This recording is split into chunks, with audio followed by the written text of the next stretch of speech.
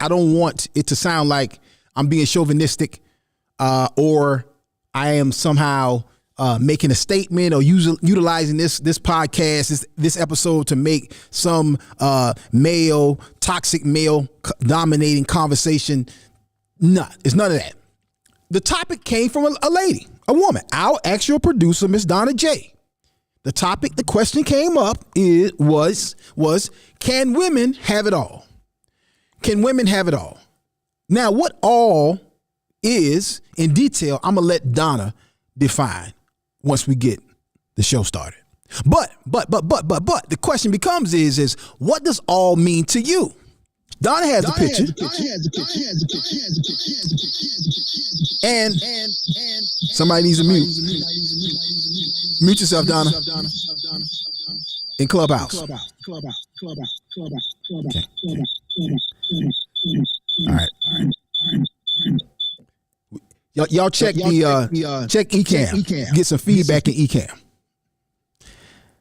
But again, question becomes is what does all mean? What does all mean? That's a good legitimate question. What does all mean to you? And I want to see what y'all have to say about that, because I think today there's this interesting paradigm that we're in where relationships are changing. Families have changed. Men are different. Women are different. The job market is different. The way people approach their careers are different. What people even consider to be a happy, successful life is different. Like I was significantly surprised and taken aback by some of the changes that have now of what is now considered successful and happy. So I want to know what does all look like for you, and can women have it all? Can women have it all? That's going to be the conversation today. And we about to get this thing started, y'all. The all new I Can Tune Day show, we off and running. The crew is in the building. Let me see who's in the house tonight. This morning. Kimberly Morgan is in the house. Kimberly Morgan cracked on my picture on Facebook. I'm going to actually put it up on the screen in just a little bit. Mocha, what's up, Mocha? How you doing, sis? Mocha blessed us last week. Make sure you go and listen to the show from last week and hear the information that Mocha gave us when we talked about what are we eating. Leon is in the house. Security, the Oxshow Security is in the building. What's up, Leon? Tonisha's in the building. What's up, Tonisha? Carol is in the house. How you doing, Carol? What's going on, sis? Richard, good morning. ATM HBK, good morning. Max, good morning. What's up, Leslie Ashley? Good morning, sis. How you doing? Kashana, good morning. Raquel, good morning. Jonathan, good morning. Okay, Jonathan got the crazy profile picture. Hilarious. Lashana, what's up, sis? How you doing, Lashana? 30 hertz straight up. Mignon, good morning. Adrian, good morning. Sanchia, good morning. Shantae, good morning. Alexandra, good morning. Dom, good morning. Beverly, good morning. Minister David Kings, good morning. Katrina, good morning. What's up, sis? How you doing? Deepan, good morning. Nadra, good morning. Jessica, good morning. Wisdom, good morning. Ron, good morning. Mabulu, Mbalu, good morning. Marquita, good morning. Fitsum, good morning. Gabanga, good morning. What's up, Gabanga? Nana, good morning. Timmy, good morning. Or Timmy, I think that's it. Michael, good morning. Jacqueline, good morning. Listen, family, go ahead and share the room as we get this conversation going. Go ahead and let everybody know we got this topic that I think is it's gonna be a blessing to you. It's gonna spark some thought, spark some debate. Donna got some good information too. I'm telling you, she got some good information, y'all. Listen, we about to get this show started. Thank y'all so much for coming in and hanging out with us. Do me a favor, y'all. Call your mama, call your daddy, call your auntie, call your cousin, call your uncle, call your brother, call your friend, call your classmate, call your coworker, call the dude you hang out with at the gym, call the dude that you play spades with, call your homeboy that you play video games with, your basketball partner. Call them all and let them know that the Akintunde Show is about to start. Let's go, family. Another track layer production, but no joke entertainment. Let's go. Akintunde is gonna make you laugh real loud. So come on, scream it out. Akintunde is gonna make you laugh real loud. Akintunde. Daily I shall. It's the Akintunde Show. Say what? Say what? You heard what I said. That's right, y'all. The Akintunde Show. Spell it. A-K-I-N Tunde. Stop walking in front of the prophet. Oh, yeah. All right, y'all. Happy Tuesday, everybody. This is the Akintunde Show. And we're broadcasting live on the Kingdom Business Network in Clubhouse. We're live on the Comedian Akintunde page on Facebook. We're live on Ak Laughs on Twitter. We're on the Akintunde Show on YouTube. Got a lot of stuff. We're a lot of places and a lot of show titles and not show titles, but platform titles. But definitely, we need y'all to make sure that y'all let everybody know that we're in a lot of places and we're continuously expanding. When I tell you we're going to be somewhere everywhere, I mean somewhere everywhere. In a couple of weeks, we'll be in over 200 million households, so look out for that. All right, y'all, the Akintunde Show is brought to you by P&B Promotionals. Looking for promotional products and apparel? Look no further than P&B Promotionals. Place your brand and logo on just about anything with P&B Promotionals. Over 800,000 products. Hats, mugs, backpacks, bottles, cups, drinking glasses, lip balm, chewing gum, candy, and of course, t-shirts. P&B Promotionals is a nationally certified advertising institution. Log on to pbpromotionals.com and start your order now. pbpromotionals.com. Imprinting the best for less. P&B Promotionals. Let's get this show started, family. This is the Akintunde Show. Of course, she joins me. She is the producer every single day, and she brings some wonderful female energy, wisdom, and she's a great sister. My sister, Donna Jay, and he is the co-host of the Akintunde Show. He is the pastor of My Church Lynchburg and the all-new My Church channel on Roku, Apple TV, and Amazon Fire TV.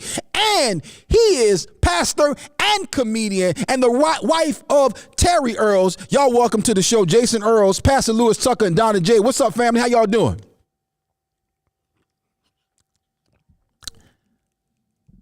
Can you hear me? I can hear you. There we go. You go. There we go. I'm awesome. Good morning, gentlemen. Good morning. What's up, Pastor Tucker? How you doing, Donna? How you doing? I see Jason in the building. What's up, Jason? Jay Earls. I would like to say that I am the husband of Terry Earls, not the wife of Terry Earls. I did. I said that, didn't I? The wife. I did. I said that, didn't I? I did say that. Oh man! Like, what kind of party we got going on? My here? bad. My bad. I know you was working out some Bruce Jenner vibes.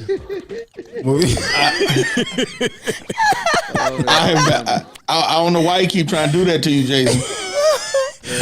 Total accident. It is not that type of party.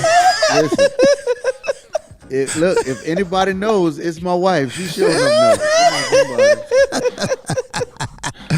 Oh my God, what's going on, y'all? Y'all good? Yes, sir, man. It's good to be back. It's good to be back in the house. Me and Jason had to tag out. Yeah. Mm-hmm. Yeah. Yeah, I'm just trying. Yeah, Ecam is acting a fool this morning for me. Is it really? Oh wow. Wow.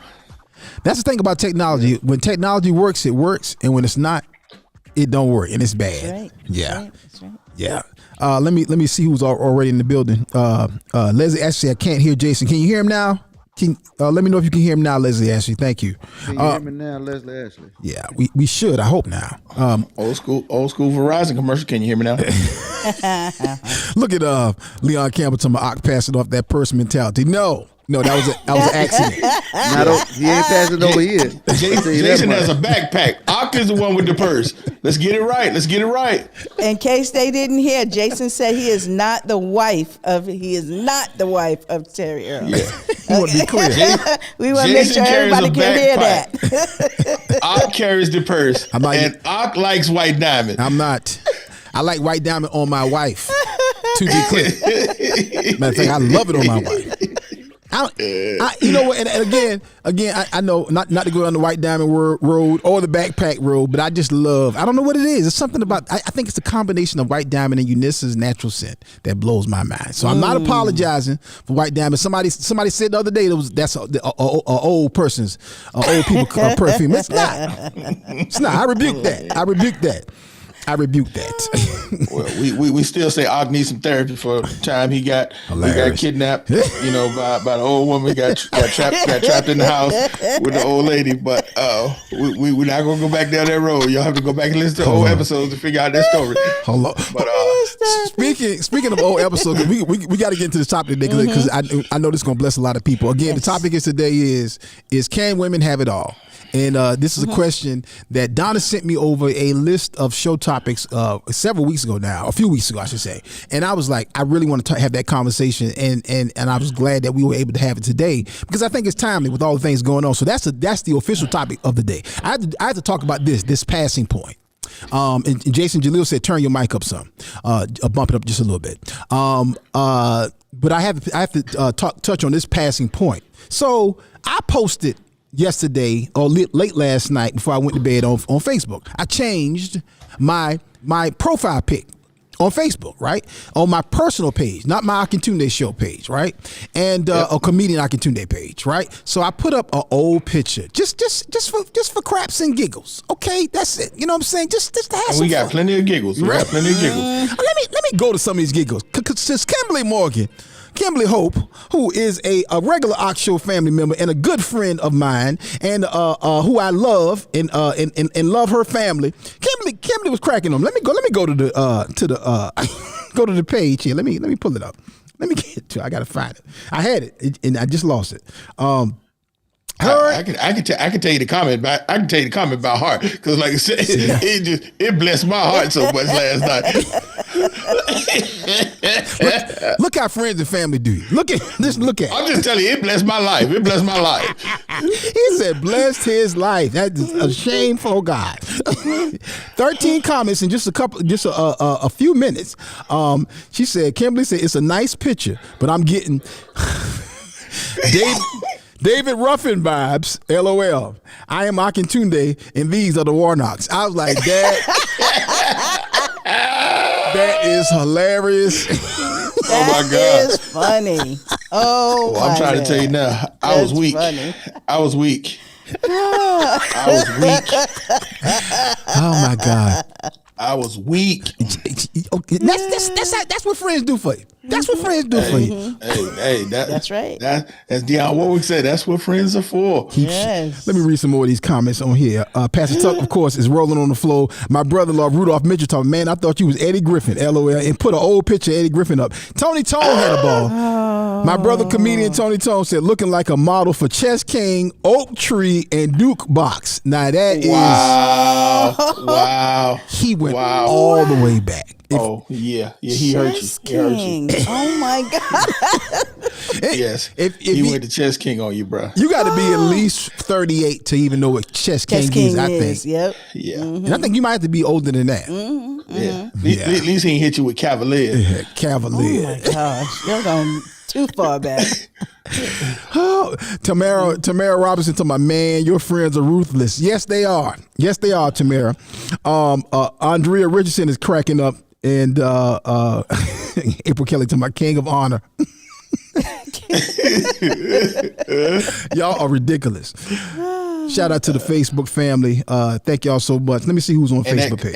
And at Cooper, Rudy Mitchell. All of them in the house.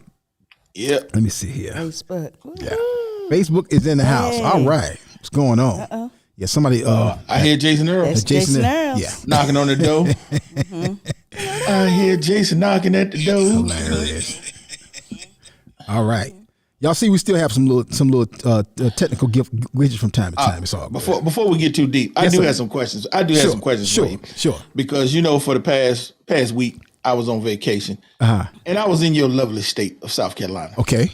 And since you and Donna are South Carolina representatives, I have some questions, and you might be most appropriate to answer because you're a native of Georgia, Okay. but you are in the state of South Carolina. So these are some questions that I had while I was riding down the road because I spent some significant time on the highways of South Carolina this past week. Okay. So, and I actually took notes. I had my secretary take some notes because I said I have to ask these questions because they have been burning in my spirit for a while. He said he took What is notes. it with South Carolina and these boiled peanuts? What you mean? What is it? Because riding down the road in South Carolina, I don't see nothing on the billboards but boiled peanuts and fireworks. Man, they come in many flavors and they are delicious. And I'm from New York. So, they don't talk about nothing else but boiled peanuts and fireworks. That's it. like that's it. Well, for South Carolina, first of all, boiled peanuts is a South Carolina delicacy, a Georgia delicacy. I don't see them everywhere, but certain states, Georgia, South Carolina. I'm trying to think where else I see a lot of boiled peanuts at live events on the side of the road. But we definitely love our boiled peanuts down here in South Carolina. And Gene Singleton Stewart said boiled peanuts are disgusting. Oh, Gene, Sister Gene. no. See, Can't hear you, Jason. Jason Earl, you are muted, sir. You got to unmute yourself. You got to unmute yourself in Clubhouse. There we go. What is the texture of boiled peanuts? Beans. Beans is what the texture of they are. They're the texture of No, they're not. No, they're not. They are delicious. It's a soft. It's like imagine a peanut and then imagine it like boiled to soft, tender with flavor. And I know Sister Jean don't like them, but That's thoroughly love peanut butter. No, it's not. No. Have you? So neither you or Pastor Tuck have ever had boiled peanuts. No, you didn't eat them while you were here, Pastor Tuck. No, they just kept trying to get you to try them, and you didn't even try them. No. First of all, I'm like, I don't think I've ever gone to any other state where you ride through the state and they got billboards up through the entire state advertising boiled peanuts and fireworks. Yes. Everywhere else you go, you don't see billboards up advertising food. And, that's real talk. Consistency in any other state with billboards advertising products in any other state I've ever been in. That do you see these particular things? And I'm not even talking about these things. Anything. Yep. In any other state do you see? You don't even go through Florida and see billboards for oranges. What are you talking about? Pastor Tuck, they have oranges all the time. No, I'm saying billboards talking about these things. There are billboards every darn mile in South Carolina talking about boiled peanuts. Because boiled and peanuts, fireworks. Boiled peanuts are off the chain. Once you eat them, I guarantee you, once y'all try them, you can't knock it if you ain't tried it yet. I'm like, this all they do is eat boiled peanuts and try to set stuff on fire. I'm like, what is wrong with these folks? They celebrate. What is wrong with these folks down here? Well, they celebrate. And then with fireworks, South Carolina is a state where one of the few states where fireworks are legal. Because I'm from Georgia, where fireworks are illegal. So go ahead, Jason. My dad just said they serve a lot of boiled peanuts in prisons to curtail sex drives.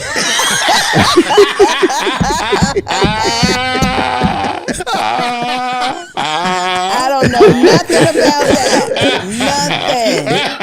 That is hysterical. It sounds like something that could be true. Hold on.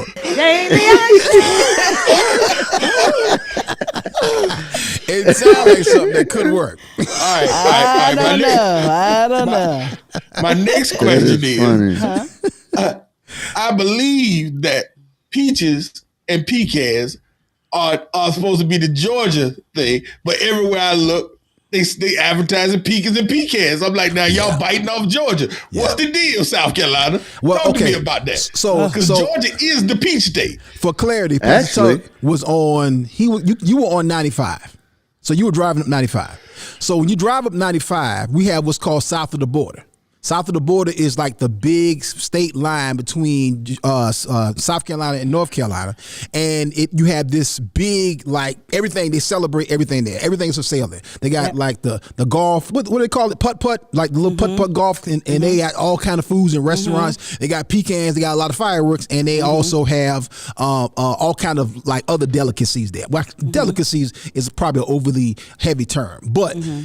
So when you see those signs are leading you to south of the border. That's the so what they're telling you is that they number one sellers are fireworks number one, pecans and ball peanuts. That's what we love. We were in Florence, South Carolina. There was a store dedicated to pecans, and my daughter was like, "What is it with these pecans?" We were in Florence, South Carolina. Have you ever had is that maple, Donna? That when the pecans are dipped in maple?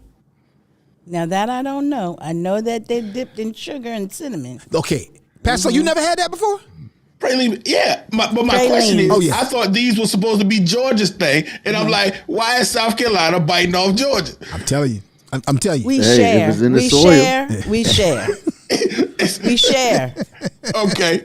Look, now, and then I saw two things that I have never seen anywhere else but in South Carolina. One was a Trump store. Oh yeah. Okay, yeah. I'll tell you something else we got in South Carolina. We have a Confederate flag store in South Carolina right off of Two Notch Road. Yeah, a store you can go in and get anything Confederate flag right in there. It used to be owned, and I wonder if it's still open. Maurice Barbecue. Maurice Barbecue, they got boycotted for flying the Confederate flag like up until like about 15 years ago. And he died, and his son took it over, and then they kind of dropped the flag. But they shut Maurice's down, and I think that's Maurice's restaurant that either used to or currently owns that Confederate flag store. Let me know, anybody in South Carolina, if that Confederate flag store is still open. So Maurice is white. Maurice is white. Barbecue spot. Maurice's barbecue. I know, Jason. Right. That got me too, because that sounded very deceptive. Maurice's barbecue. You walk up in there and you're like, I want to see Maurice. And Maurice like, I'm him. Maurice. Hey, buddy. He was an old white guy, like straight up, like Colonel Sanders looking white dude. Yeah, straight up. Yeah, and we did this. We shot this pilot for a show. I had a deal, and they came out. We shot this pilot, so they paid for the food. Where did they cater? Maurice's barbecue. And the dude came in, we were shooting, it was a long shoot. He was like, hey, you guys gonna love it. We have barbecue for lunch. I was like, cool. I was like, that's sweet. I come in there in the kitchen, they got a whole Maurice's spread. I was like, look at this right here. At the time, during the boycott, money is green. Hey, I was so hungry, I ate that barbecue. It was good too. Right? Hey, bring me one of them Confederate flag napkins. Hey, give me one of them Trump bibs. So now where's the I Trump take store? the General Lee special for the large drink. He said the General Lee special. But they serve something that I had never had at barbecue. I was always thinking that barbecue was made with tomatoes or the ketchup kind of barbecue. They have mustard barbecue. Yeah. Now, I had never had that before. Mustard barbecue. So it's good. It's good. I mean, I've had it. I like the vinegar. The vinegar-based barbecue, I think, is better than anywhere, and I think that's what they call Carolina As barbecue. do I. I like that too. Yeah, well, what do you put in your green bean casserole, Donna? That's a secret, Jason Earls. That's a secret. Yeah, absolutely. But once you try Donna. You keep that secret. You got the recipe. You got the recipe from Maurice, didn't you? No, his daddy. Oh, his daddy gave it to Maurice's you. daddy. oh my God. Now, this is the last thing. Maurice's green bean casserole. Hey, once you try it, Jason Earls, I'm telling you. Oh, Jesus. Don't knock it. You'll be Now, coming Once you back try for it, more. you're all right. Yeah, for real. This is the last thing, and this really blew my mind because I was like, I've never seen anything like this anywhere in America. There was a store, one store, split down the middle, and it had a Dollar Tree and a Family Dollar in the same building. Yeah. I was like, that's like the Bloods and the Crips, man. I'm like, what is this? No. I think The Lion and the Lamb. I'm like, we're in the end of days, brothers. We're in the end of days. No, I think Dollar Tree and Family Dollar is owned by the same company. I think, yeah. So I've been in that store too. Where is that? That's off of. That's not 95 though. That's off of. That's like 74, whatever that is. Yeah. It's something going between Charlotte and Myrtle Beach, whatever that highway is. Yeah, 70 something. Well, you know that whole Myrtle Beach area. It's all about novelty. So it's all about trying to have some little unique store. Florida has, you talking about like gas stations. Florida has the best truck stop I've ever seen. It's the biggest one I've ever seen. Oh. And I forgot like what interstate. It's either off I-10 or off I-4. It's not. I know it's not 95, but it's a huge truck stop. Like huge. I was like, what is this? I mean, they had some of everything I'm talking about. They literally, it was like a half a Walmart. Then like a Wendy's and something else over there, Taco Bell or something, gas station, and just, you know, and it's a big old truck stop. So, you know, if today people trying to stand out because everybody got something different, something unique. That's right. Clearly Pastor Tucker can get his travel on, y'all. That's it. Yeah. And you didn't I even wanted go to to the the Trump store, but I was scared. I was scared. You didn't even go. I wanted to go see what they sold. I wanted to see if they had a Trumpy bear in there. You don't want to be in there. You didn't even go to the truck stop where they have the bowling alley. Oh wow. They got a bowling. That's right here in Columbia though. Wow. Right Okay. here in Columbia. Gene Singleton Stewart reminded us we do have an Obama store. That's right around the corner from here. Like literally. That's like 3 minutes from here. They let them run down. It's like it was real nice and big and pretty when Obama was in office. They'll let it fall off now. Yeah. She said that's an Obama gas station. I told Michelle. Michelle. Obama gas station. We need to clean up the store. They needed Store's looking raggedy. Hey, Mr. President, they need to fix that sign. Yes. You want I told Michelle. 3 on 10? Fix that sign. It's a little ratchet store too. Listen, hey. We gotta have a store in the hood too. Jason All Earl, about We change. show everybody All about love. change. Jason Earl's got gear, stuff you never know about him. He plays the harmonica. Oh yeah. And he does Obama. Who knew? My last random point. I found Jason Earl's Kids Beach Club on Roku. Wow. There's a channel called Happy Kids. Hold on, let me stop the If you music. got little kids, there's a channel called Happy Kids on Roku. If you download Happy Kids, you can watch Jason Earl's on Kids Beach Club. Wow. Who is a nominee for the international Yes, sir. host Yes, sir. Yes. Uh-huh. Yeah. TV show International host. Yes, of sir. the So year. you can go out and watch his show.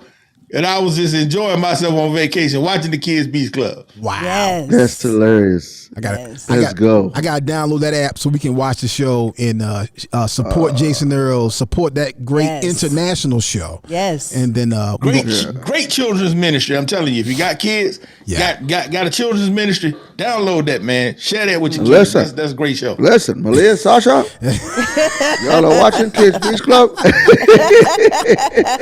now, Jason, what's the most appropriate age like for Kids Beach Club? Like what's the target age?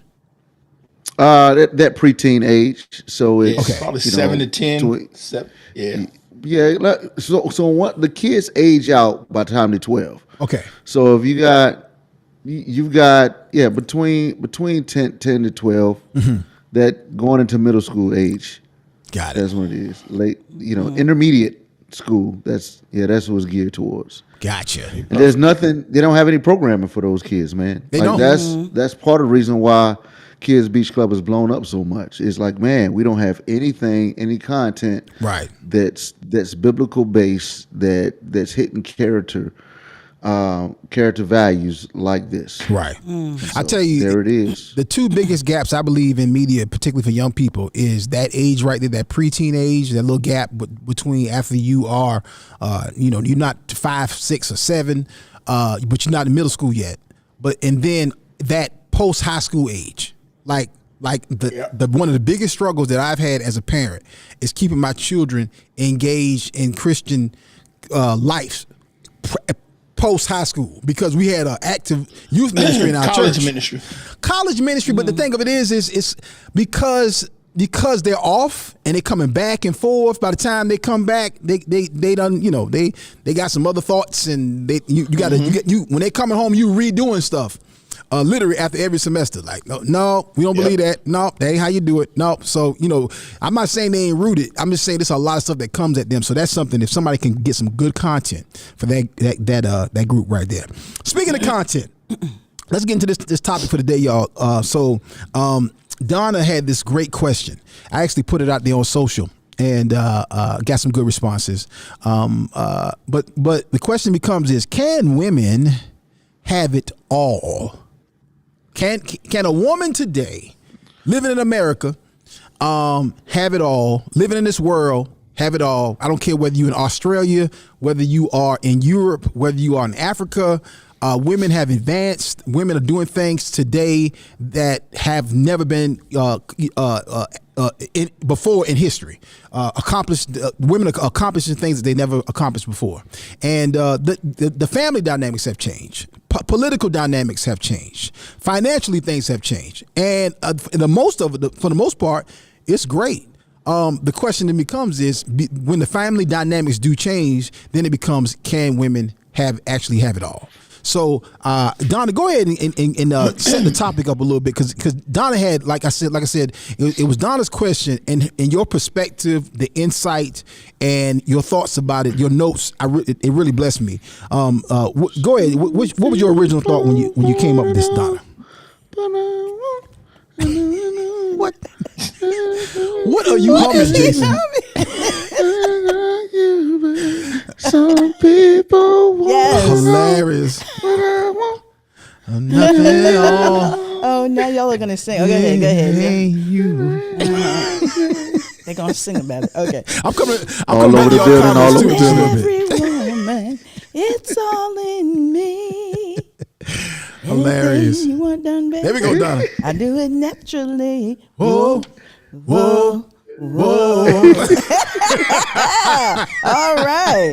So having it all. So the first thing was that, I was talking to a couple of friends of mine, and I was looking through some researching some topics and whatnot. Mm-hmm. And one of the questions was, can women have it all today?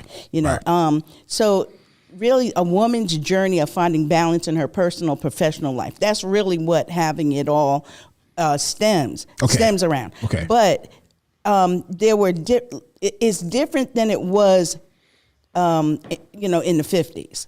Okay. Because in the 50s, we were researching, it was like having your children, having a successful spouse, a relationship, mentally, physically, and spiritual health, good friends, high power career, financial stability, and time for yourself. So that in the 50s, that's what it was. But when we give me that again, read through those again, because I think that's very key. It was usually having children, a successful spouse and relationship, mentally, physically, and spiritual, have great mental, physical, and spiritual health, good friends, a high power career, being financially stable, and have time for yourself. Wow. Okay. Wow. So. Wow.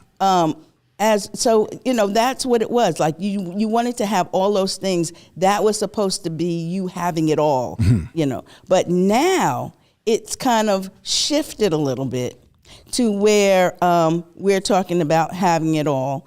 And it could just be that you expect to just have a financial, you want to be able to have your priorities in order. You want to be able to have what you want and to be able to have the things that you want in your life. So those are, do you have a good spiritual background? Okay. So I think put three things up there for you, Ak, if you could read off that paper. Okay. Is it having autonomy over your own body? That's one thing. Yeah. Having it all. So, and one thing I just want to stop what I was saying for just 1 second, because I want to say this. First of all, men are never asked, can they have it all? Wow. That is an unbalanced question. Yeah. So right now, for women to have it all, they want equal pay. They want to be able to have a job or a career that is that represents their values. Yeah.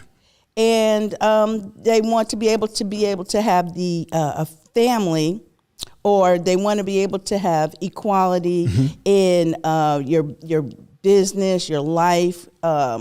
It was so many different things, but it's not as broad, I think, as it was back in the 50s. Like back in the 50s, there were different ideas and different ways of what you wanted your family to look like, what your mental health, your physical health, everything like that. But now it's kind of down to those 3 items. If you could read off that list that I gave you earlier. Yeah. What the 3 things are. The 3 I don't things. have them on here. Right, right. So it is, they define success on their own terms. Right. Number 2, they choose where to invest their energy. Okay. Thought that was good.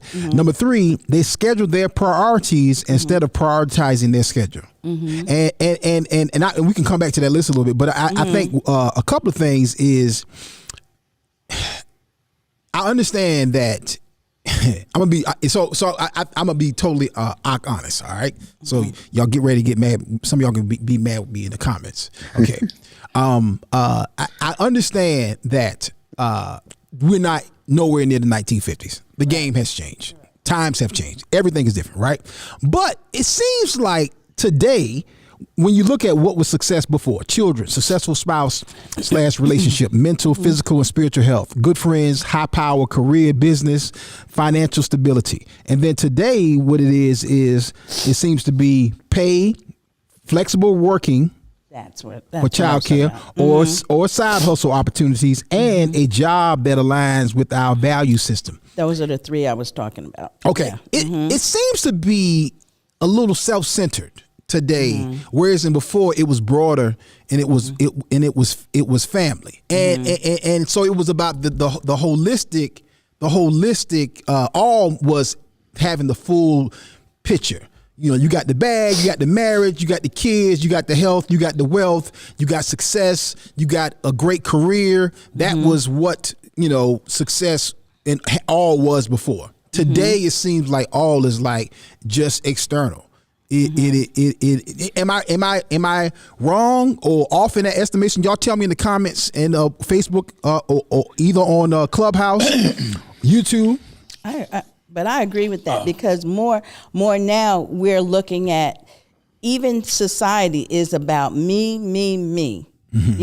Before it was about, when I was growing up, it was you give your last penny to whoever. If you have a 2 cents, you get that 2 cents away, and you don't keep things for yourself, because they listed it as being selfish if you kept it for yourself. But now they're saying you keep for yourself and you grow yourself, and it's supposed to be more self-care.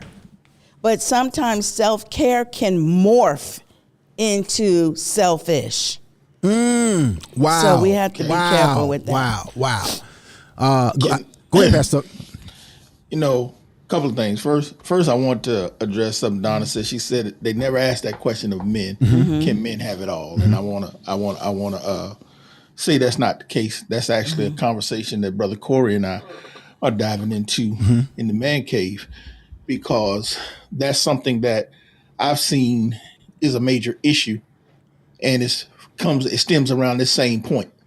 This selfishness, this self-care, or whatever the terminology that we want to use, has become an issue where, whether it's chasing my career, whether it's what we call self-care, time for me, or whatever that is, whatever we're doing, it's becoming an issue, because I'm prioritizing what I need or what I want over my family.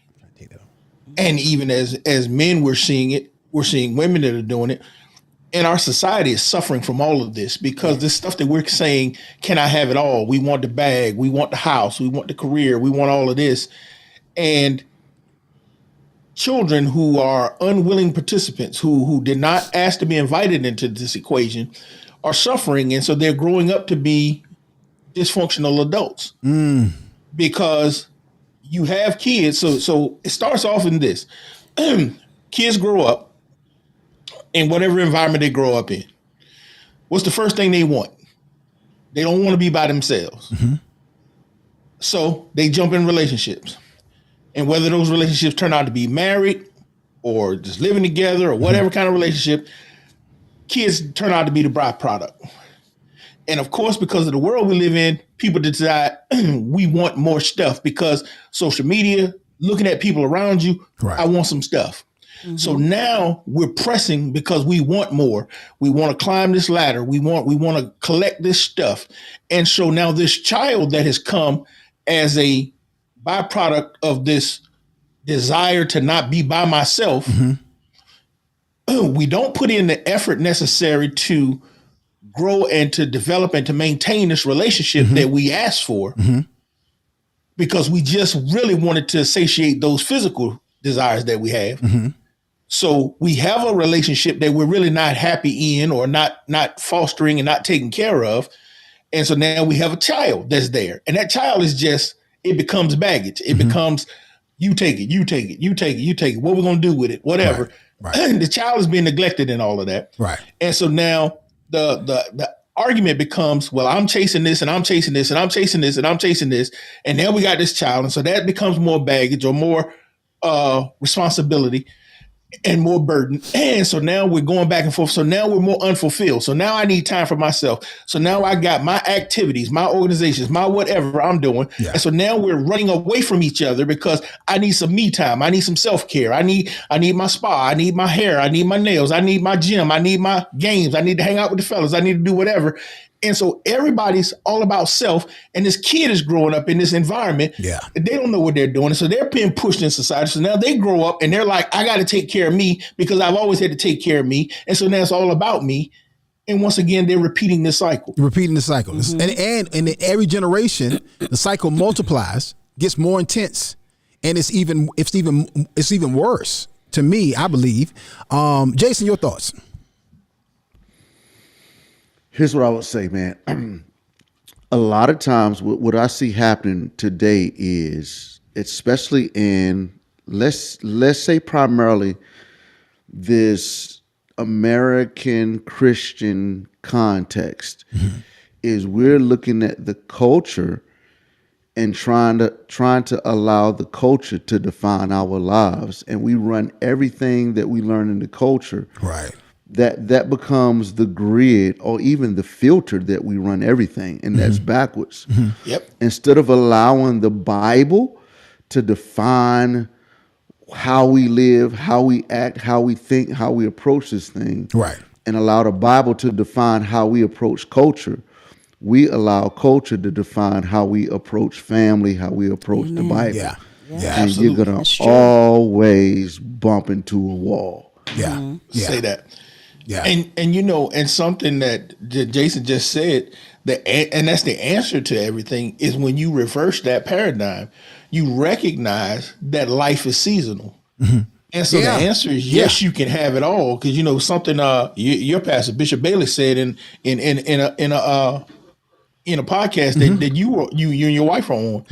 You know, he was talking about the fact that you can have it all. But you can't have it all now. Not at the same time. So you got to realize that there are seasons in your life. Where when you single, you can chase the bag all you want while you single. But when you get married, now you've got to start investing more in your marriage than you are in your career. When you have kids, you got to invest more in your kids than even you do in your marriage. And so because there are certain times where that energy needs to be placed somewhere else. Once your kids are grown, now you can maybe start taking time because your marriage may be more mature, where you can say, now we're going to invest more time in some of our single effort, you know, our personal exploits.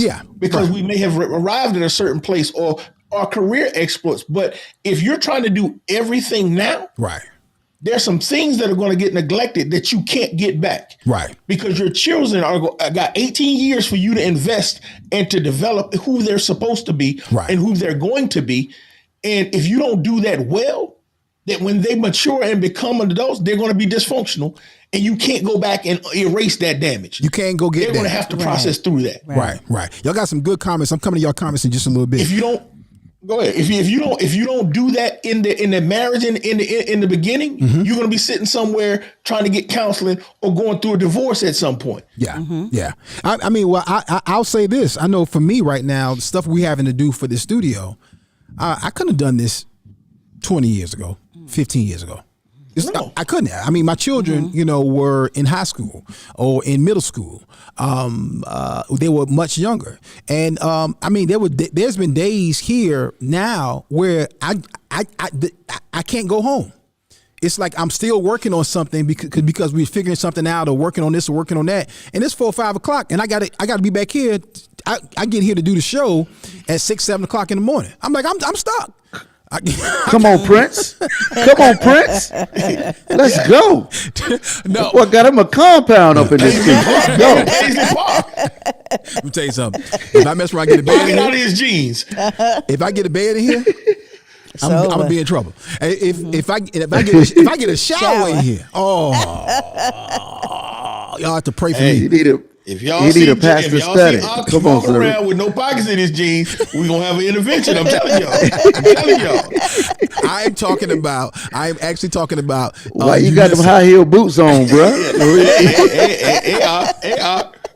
Why you got them pumps on, man? I'm not even messing with y'all too. No pockets in the jeans. Y'all pray for Jason to pass it up. Yes, please. If he start wearing shirts with designs with sparkles on them, like, yo, sir. He come in with the ruffles in the front, those blouses. Hey. Right. Is that your initial shirt? What's going on? What's going on? We need to talk, bro. We need to talk. With that taco meat spinning around. It's time for the show.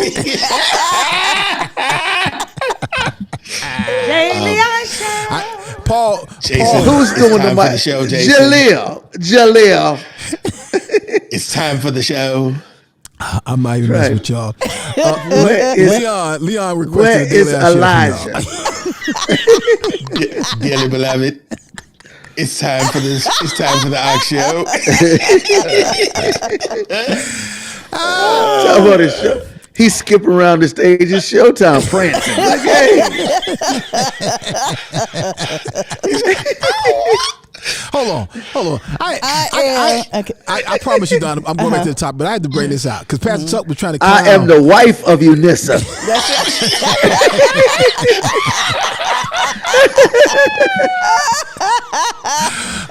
That's where that stuff is coming from, right there. I have to mess with Pastor Tuck because Pastor Tuck tried to clown me earlier because when we were getting ready to come on, I was singing a Guns N' Roses song. I was singing "Welcome to the Jungle" as if you listen to this show or watch the show long enough, I'm an old school '80s head. I like the '80s made you a mutt because it was so much music coming into all these different platforms. So I was singing "Welcome to the Jungle," and so Donna was like vibing with me. Pastor Tuck shaking his head like he can't get with Guns N' Roses, right? Like I'm like, first of all, this is the dude who is the biggest, y'all. Pastor Lewis Tucker, okay, Mr. Spades, Mr. Kappa Alpha Psi. He is the biggest That's right. Michael Blue Bay fan you will ever see. Did you know that? Exactly, Did you know that, exactly Jason? right. You want? Did you know that? You have to understand. Know that. Anything. No, I didn't know that either. Anything that I could step to a woman with was my tools, baby. And Michael Bublé ain't doing nothing but singing old Frank Sinatra down. Man, you have to understand. I was a gangster, young. You have to understand. Who would have thought 6-foot black man from Virginia. Kappa, Virginia State University graduate, and around here is huge. Hey, huge Michael Bublé fan. you see what I got on my chest. Don't forget I'm he was a friend. strapped. What is a Don't forget Michael he was Bublé strapped. song? I don't even Don't know a forget Michael that. Bublé song. I don't know one either. I don't even know. I don't know one either. It's Don't not forget he was unusual to be loved That's Tom by Jones. you. That's Tom Jones. It's Tom Jones. Hold up. Y'all- Tom Jones. I don't appreciate that. I don't appreciate that condescending tone that you and Donna just said. That's Tom Jones. Come on. I mean, you I know Tom. appreciate that. Jason. Tom Jones. That is huge. You know Viva, Tom Jones? baby.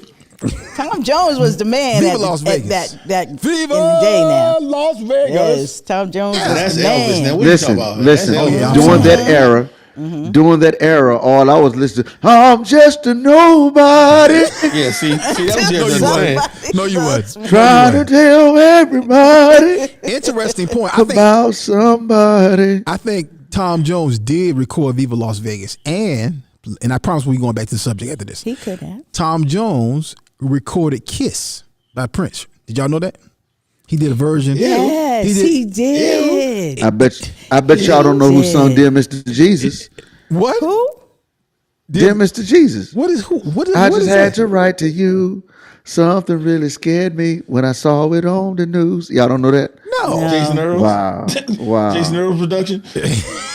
No. You wrote that? Did you write that, Jason? Dear Mr. No, man, that was a little song, man. We used to listen on WPCE in the morning, man, going to school, the gospel station. Shout out to Pop Earl. Yeah, Yeah, see, we we were- Jason exposed yeah. to Jesus. But no, Absolutely. We weren't listening to I'm that a huge heathenistic Michael music. Blue Blade fan. And like I said, I have no qualms about it. I listen to all kinds of anything slow was my jam because I told you I had 2 years. I was punching you in the face. Or I was trying to step to a woman. Wait a minute. So That don't make sense. That don't make sense. hey, why don't? Don't try to make it make Why sense. don't? You're trying to Why you're don't? trying to reconcile. Otis Redding. You're trying to reconcile. Michael Blue. He did try to go super masculine with that. on the inside. Right. Bro. Why do You said what you hold want. on, hold on. Why do you feel the need to exude your masculinity? Because we talked about you. Hey, I'm just trying to tell you. That's how I operated. Hey, I'm just telling you who I am.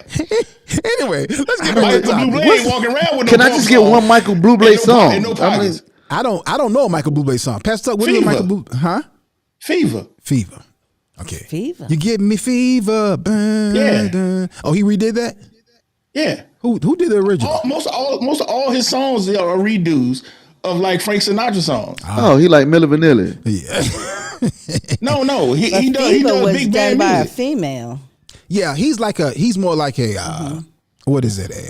A lounge singer. You Yeah, know, they yeah. sang some of everything. Yeah. Yeah, but most of his stuff is like replays. Y'all funny in these comments. Pastor Stephanie talking about, dear Mrs. Jesus, I have to talk to you. Something really scared me that I saw on the news. See, so She Yes, knew thank it. you, She Pastor knew it. Stephanie. She Thank knew you. it. Pastor Thank Stephanie used to you. play for the choir when I met her. You understand? Leon said he listen. did a rendition of Sway. What's Sway? Yep. What is Sway? Sway. You never. So he was like the White P Diddy before. If he did, but got a bunch of remakes.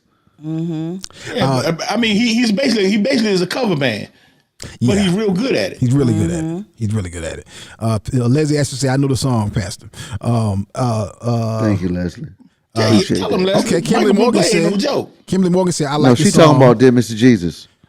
She said, I like the song. I only have eyes for you. Okay. Watch this. I How many ladies in the comments like Michael Bublé?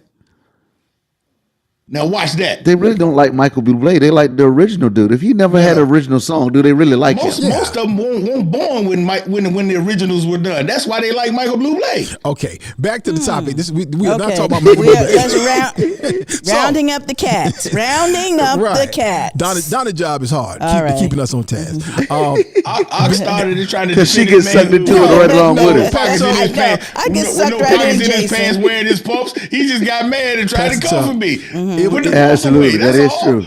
That is true. But can we have it all? Just go Can back we to the have it replay. all? Thank you, Donna. Back to the topic. Can women have it all? So Pastor Tuck, before we trailed off into the oblivious of randomness, oblivion of randomness, Pastor Tuck mentioned the fact that Bishop Bailey said a few weeks ago, we were on Clubhouse, we sit in along with our pastors sometimes on Marriage, Faith, and Family. Their podcast at 9:00 p.m. right here in the Kingdom Business Network room on Clubhouse. And so he said you can have it all, just not all right now.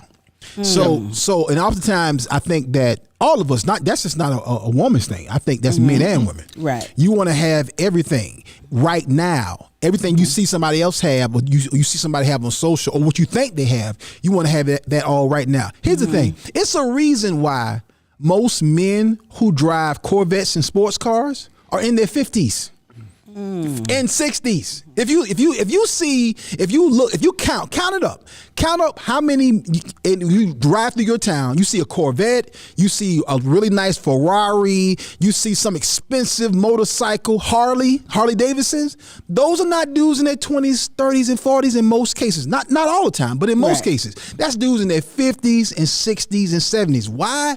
Because they done put their kids through college, they done paid off their house, or they got to a point in their life where they got some disposable income, or they can tap into their retirement or their 401k or whatever institution that they have saved their money and their investments in. They can now pull something out of that because now, hey, I don't have all these kids in the house. Like me, I spent a lot less money on food today than I do. It blows my mind. I'm like, you know what?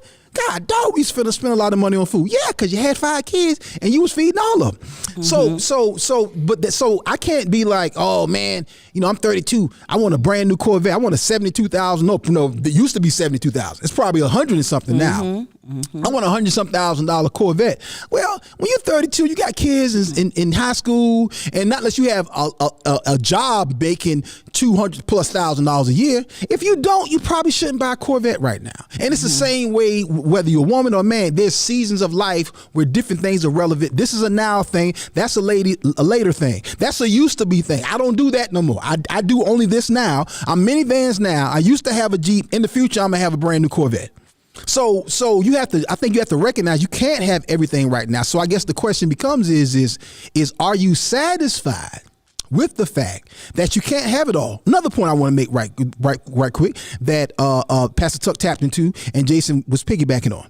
Donna, I believe a lot of some of the issues we're having today with our children is because of the breakdown of the traditional family structure. Yes. Now, that ain't nothing new, okay? That's been changing for years. Ever since, World War II, when literally there was so many men that went off to fight Hitler and the Germans, and that it was so many men out of the household, that women had to then leave the house and literally go and work to make planes. That was the first time you had such a big exit of the house of women into the workforce. That's right. And guess what? A lot of them never came back. And so the traditional family structure shifted and it never returned. Now we're so far away from it that we think that, people look at people. These people used to celebrate a housewife back in the day. She's a housewife. She has the hardest job, the most important job. Yeah, you do. But now it's like, oh, that's all you do? Yeah, that's all she does. And that's not a bad thing. We don't celebrate that anymore. So my question of it is, Donna, if you can have it all, but at what cost? Okay, at what cost? What is it costing you to have it all? Because if you're not in the house, and dad ain't in the house, somebody else in the house. Let me tell you something. I'm just keeping it real with you. Somebody in the house. A little 15-year-old Akintunde, I done took advantage of some situation because I know your mama get off at 6 and your daddy don't come home till 8 and you at home by yourself. Can I come over? Mama. Can I come over? You can't. My mama not here. I know your mama ain't there. I'm just gonna keep on talking. And then it wasn't no cell phones back then. Hey, I'm gonna come around there. Don't you come around here. Don't you come. I'm gonna come around there. Don't you come over here. And then you go knock on the door. And then what she do? Open the door. Get in here. What you out here? The neighbor's gonna see. Right. Get in there. Right. Because ain't nobody home. Ain't nobody at the house. Wasn't no ring cameras. Wasn't no security cameras on. Go ahead, Jason. I know Jason First of all, I'm like, why does why does Donna know what to say? First of all, well, we ain't gonna. Exactly. I'm not going. I was trying to move that. I was like, I hope they don't call on me This and ask me why. way too smooth. I'm not going. That's Donna business. I'm not going to ask Donna. I'm trying to move on. Let me say the other thing. Let me just please. I'm saying the other thing, y'all. Let me just keep right on moving. The other thing I thought about was on House Party when Play told Kid like, "Hey man, you don't want you mess with a girl in the suburbs because both of her parents are always at work." Ooh, wow, wow. You mess with a girl in the hood, somebody's always home. Interesting. Wow. Yeah. I remember being out there for my little season. It was always easier to holler at the girl whose family structure was jacked up than the one who had that stable dad and loving her. Yeah. It's just so much easier. Yeah. I'm as you say that, I'm processing through some situations I remember, and that was exactly the case. And so again, the question becomes is, what does all look like? Right. Because I think all is relative. Number one, it's subjective. All is also different type parts of times in your life, periods of your lifetime. And I think when social media makes us want to have all right now. You know what I'm saying? Not recognizing that this ain't the time for that. And then again, this is scary to me. Let me go back to this. I want to go back to this, to Donna's notes here. And because the all today seems to equal pay, flexible working for childcare, mental health, or side hustle opportunities, and a job that aligns with our value system. I want to talk about that for a minute, because if that's what all is defined for you, that's all about career in a job. And let me tell you something. I done been fired. I think I've been fired. I've lost 2 major jobs, 2 major contracts. They did not feel good. But what it told me was, and reminded me of, as a person who for the majority part of my life, I've never had a job consistently. I've always worked for myself. I've only had 2 instances, periods of time, where I had something that I had to show up to a certain amount of days per week. And that was radio and when I wrote for the Monique Show. Both of those were abruptly taken from me.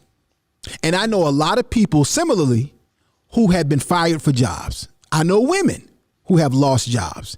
And the thing you got to understand is these jobs ain't loyal. That's right. Mama. So Say that once more. These jobs ain't loyal. And that's a Bishop Bailey quote too. They will write your job description before your obituary is written. My God. They will post your job description before your obituary is written. You killing yourself for them, but when you dead, they will post your position before your family writes your obituary. So you better recognize. Dive into that a little bit more, Pastor Chuck, because I want to make sure people know exactly what you mean when you say that. People, I gotta go to work. You won't go to church. You won't go to your kids' stuff. You sacrifice your family and all this stuff. And if something happens to you, if you have a major health event, if you die, if you literally go through whatever it is, whatever you've been putting down for this job, for this check, when you die, your family is down without you. And though that job is going to move on quickly, they're going to replace you. They're not going to mourn you. They're not going to hold you. They're not going to put a little black tarp over your chair and your desk. Nope. They are literally going to post your job description the very next day and keep it moving like you were never there. Right. Facts. That's and guess what? That's not a bad thing. That's life. That's business. That's business. That's business. Because that's what that is. And all them people that you call your friends at work, they're not your friends, they're your coworkers. That's right. Some of them, I don't want somebody to be looking at somebody's side at you at work. Now you might have some real friends at work. You may, you may. They still got to go to work. And if they are, they at your house, they at your family functions and your things outside of work. But if the only time you talk to them is at work, they are not your friends. They are your coworkers. Stop believing the hype. Okay, that's the topic. They're gonna have grief counseling at the job office. And we give you about 45 minutes to talk to the grief counselor. Yeah. But after that, you need to get back to work. And that's only if you died at work. Right. Because if So you true. died on the weekend, So there ain't no true. grief counselor coming. You're right. You're True, right. true. You're right. That is true. I agree with you. I think that's a slight oversimplification. And let me say to you what I mean. You do have what I call situational friendships. There's certain people that we are very good friends, but I primarily only see you at work, or I Right. primarily only see you at church, or I Right. primarily only see you on the road or whatever. So I think it's a little bit different, And you can say it's not that you're not a friend. You're a friend, and these are somewhat of our limits. That doesn't mean if I have an issue I can't call you for prayer. That doesn't mean if I have a need that you may not be able to help me. I think it's just different in levels of friendship. I got definition of what a friend is. A friend is somebody, like you said, I got contact with. It ain't necessarily I got to see you, but like I said, if the only time I'm talking to you is when we sitting in this building, we ain't friends. We just friendly. Mama. That's good. That's good. That's a good topic. Let's table that one, Donna. Let's do a show about like what's a friend. Like that's a good topic. What a friend we have in Jesus. All our sins and grief to bear. Y'all make some noise for Deacon Earls. What a privilege to carry. Yeah. With thanks to God in prayer. Kimberly Does he Morgan. sound like that in the pulpit? You know the preachers be singing in the pulpit. A friend so faithful. Kimberly Morgan has a comment. She said, that's exactly how it was when I was a law enforcement dispatcher. Someone killed themselves on the phone with me. Wow. Oh, wow. They pulled me off the mic for 30 minutes and said a terrible prayer and said, get back to work. Oh, wow. Gosh, you can't get a go home for the rest of the day after somebody kill themselves on the floor. They treat them like soldiers. Listen, if you're on the battlefield, Patch you up Keep and put shooting. you back out there. Good Lord, Kimberly. 30 minutes and get on back to work. I guess they're like, tell me, baby, I'm sorry. Charles called out sick and we shorthanded today. You got to go to work. We need you on these phones. Pretty much. The 911. look here, he all right. They coming to get him. He all right. Go on there back in there. You didn't know him. Going back to work, child. Checked out. Wow. That is That's jacked up. crazy. Wow. That is crazy. Celeste is recanting Pastor Tuck's statement. We ain't friends, we're friendly. Wow. Kimberly said, nope, sadly not at the black agencies, but I went to work with my Caucasian people and my coworker's horse died and she got a week off.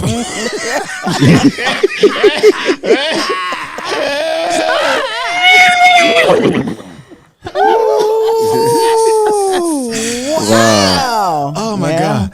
Yeah, mess around and let Fido croak if you want to. Listen. And them jokers taking family medical leave act. Yeah. There's a lot. Hey, folks say it's about their dogs, especially in 2023. Oh my God. Well, you know they said Fido got diabetes. I need some time. And somebody probably shot the doggone horse. Listen. Put him on down. We got to do it. Pow! Hilarious. That's if your dog has a real name. If it got one of our names, they're like, oh, Crucia died. Oh, you be all right. Crucial. Oh, what happened? King's dead? Yeah, okay. Well, hey, get that report to me by the end of the day, please. Yeah. But you know what? thank you. I know myself personally as an employer. In the past, the one person, they had this one situation And it was an ongoing situation. Oh boy! You already know how the story going. I'm treading lightly because it ain't but so much I can say. But this person had a legal situation, and I prayed with him and gave him some counsel and told her my thoughts about it, and then it kept coming back up. And I'm like, and she want to have these long comments. I'm like, hey, I need you to get these emails out. Like I hear you, and I understand that's a stressful situation. I need you to get these emails out because we got to pay these bills around here. So, so I get it. I understand it's business. Let me read some of y'all comments. Leslie said, "I told someone, don't get it twisted. That is so true. Someone died at a job site in town, and they only closed half the site. Interesting. Wow. Yeah. Man, you mean to tell me somebody died at the site and y'all can't get the whole site shut down? Come on now. Hey, this part over here is cut off by the caution tape. The rest of we Y'all still gotta work work. over here. They didn't even talk to him on lunch break. Keep it moving. Did you know him? Don't even worry about it. Yeah. Leon said, "You're right, Pastor Tuck. At my job, they outsourced my whole department in the past and gave us 45 days to find another function in the hospital." Wow. And if you don't find another function, that means you got to reapply for these new opportunities. And if you don't find them, guess what? Clock out, sir. See ya. Wow. You know, but my concern is that when you are not focused on what's really important, what happens is the enemy will play you. And if you focus on, if you're career focused, and this is not a female thing. This is for anybody. When you're not focused on the true things that matter, what you learn is just how much those things don't matter. And when you lose a job, you're like, man, well, number one, you can find another job. And number one, you find out just how the job felt about you. But your children, your wife or your husband, those are what really matters. That's the long-term lifestyle, life-changing, what really is going to determine what success looks like for you. When your children get to a certain point and your children are accomplishing certain things, they are married, they have children, that's a level of success that you can't equate with any job. There is no job amount of money that you're going to make that's going to outvalue or a child, a beautiful baby that is born, that is your grandchild. And I think we're putting our values we shifted our value system to be external, to be about career rather than the value of being at home. I shared a video the other day of this mom doing her daughter's hair, and she was talking about how long it takes. Now, when you watching it, if you don't know, you're like, well, you just combing their hair and you just, that don't take that long. But if you like me, who has two daughters and remember how long it would take for Unissa to do their hair, that's a commitment. And so, but that's a beautiful experience that those daughters will always remember their moms doing for them. That's quality time. Those are conversations that they have. Those are things my wife still talks about to this day. Yeah. My daughters and my wife still have those conversations about, those experiences, those times. I mean, they laugh about, some of the trauma of, like you said, the tender-headed moments. That was trauma. Some of it was traumatic, but they talk about, the shows they used to watch, the conversations they used to have at those moments, because those are bonding moments with them. Yeah. Indeed. The conversations, certain things that you do with your kids that they never forget. That you don't get that back. You can never get those moments back. Yeah. And so many people don't realize, like I said, and even with your spouses, like I said, it's certain stuff that you cannot undo and you can't pay a price for it. Right. And so people got to recognize, and something else you said when you were talking about this satisfaction with salary and all of these kinds of things. Mm-hmm. Dale said this the other day when he was on. Dale Hawkins said this the other day, talking about this level of success. You got to learn how to define success for yourself. Yeah. Because we're allowing social media, the world, the people around you to define what success is. Right. and that's one of the biggest issues we have Right. in this country. Right. Because, like you said, if you don't have any bills, like I said, you don't need this huge salary like everybody else out here chasing. Yeah. Yeah. And when you're in that situation, you get a whole lot of your life back. Yeah. But a whole lot of people are mortgaging their life chasing a salary because they sending it all out the door as soon as they come in for stuff that sits in the closet or sits in the driveway. Yep. Or depreciates immediately. Exactly. So you're selling your life, invaluable things, time with your spouse, time with your kids, for stuff you can't get back. And then you're talking about how unsatisfied you are. So now you got to take more time away from them because I need something for me. Why? Because you done gave all your life away to somebody else for stuff that's only going to rust and rot away. Now, it's 2 points I want to get to. Tagging. Can I say this before you transition? Go ahead. Go ahead. I was just saying, man, my grandma would say it like this: time is swift, filled with swift transition. Not on earth can move a stand. Build your hope on things eternal. I say, hold to God's unchanging hand. Oh Lord. I actually thought he had something substantive to add. You didn't see it. To the conversation. You didn't see it. I can see the glint in his eye when he going there. I can see it. He got a look for it, and I know him like a book. Oh my I said God. he got something great that he about to add. I can see it, boy. Oh my God. Jason Earl, y'all. Jason Earl. Build your hope on things eternal. but you know what though? That song is true though. That's very true. Yeah, absolutely, it is. That's Very true. Very true. So when Donna gave me the notes, what jumped out at me about particularly number 4 on the sheet, and number 4 is what all looks like today. Can a woman have it all? What all looks like today. I'm gonna read this again for context. Today it seems to be equal pay, flexible working for childcare, mental health, or side hustle opportunities, and a job that aligns with our value systems. Now, all of that primarily is external. Okay. Matter of fact, there's only one mention of childcare. All right. So again, I want to make sure I spell this out before I say what I'm about to say. This is, can women have it all? Okay. So women, these are maybe wives or not wives, or mothers or not mothers, but they say, can women have it all? Right. And it says equal pay, that's job, flexible working, that's job, for child care, which that's a reference to the child, but it's not necessarily focused on the child. This summary.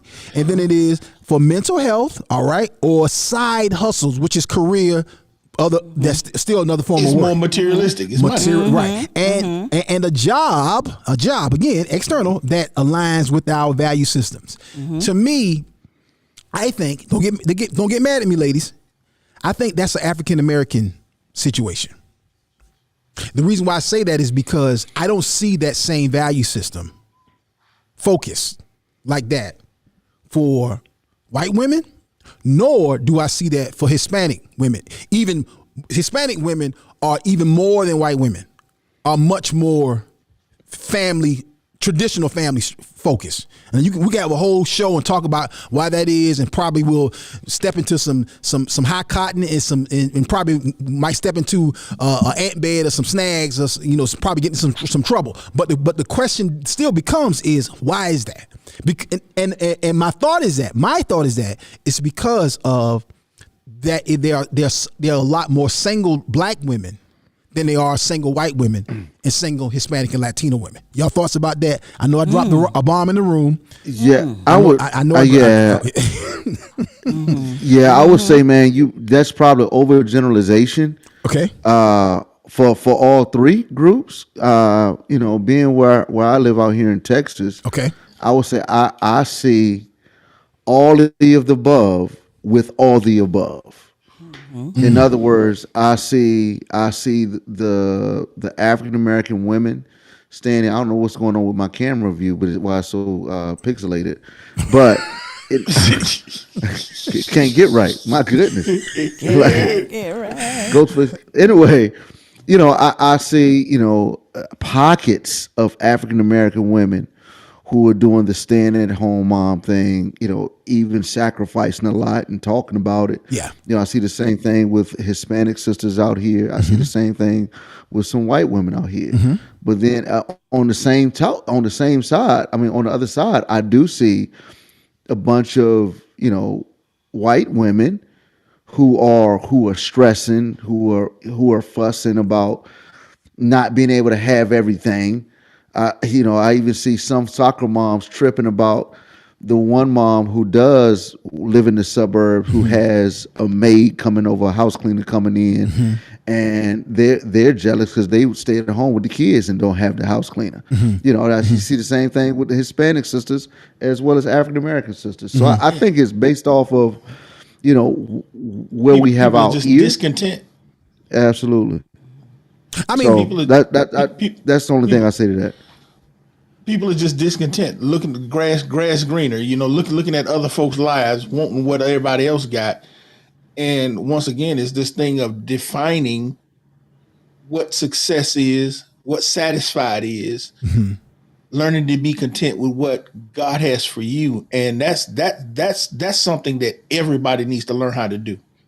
I learned this years ago, and it took me to a certain level in ministry before I understood this. And when God made this clear to me, my life became so much simpler.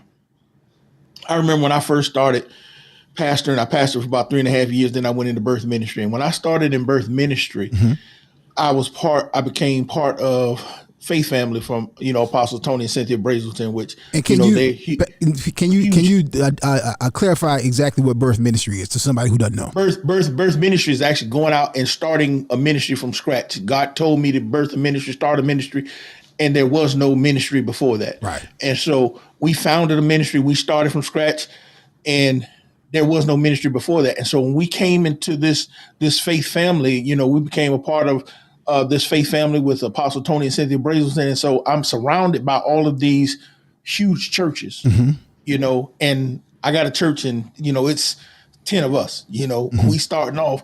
And so I'm looking everywhere I look, I see these big churches and, all of these people that I'm connected to with this greatness and stuff. And so I have this thing in my mind that I have to become huge. And so it kept me on this thing of feeling like I was never enough and that I kept having to do these things. And then one day we were at I had a speak at a conference with these women after my book had come out, and I'm in there and I'm praying and all these people are coming through and the power of God is working in there. And I remember this 80-some-year-old lady, and I'm trying to make this quick, but an 80-some-year-old lady came in, power of God hit her, she falls out. Afterwards, she comes back up to me and she told me that God had changed her life. And she said, tell me how her husband had been abusive all her life and she had died, and growing up, everybody always told her she was nothing, but she said she was free today. And so I'm like, praise God, and I get up and I leave. And so I'm on the phone with one of my mentors one day and I'm telling him how everything went. And so, and I kind of told it just like that. And he's kind of like, did you hear what you just said? And I'm like, nah. I'm like, what? He's like, that woman has been going to church for, she's 80-some years old. So she's been going to church for the majority of her life. Right. He said, but God chose your ministry. Right.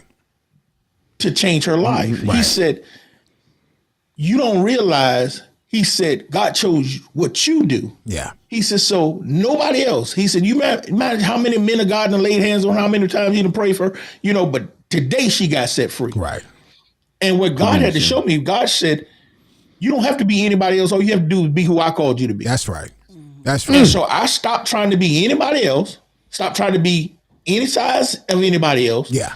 I concentrated on being who I was, because God said, if you do what I tell you to do, I can give you what I want you to have. And then you look at that right now, what you're doing right now, the way you're doing it right now.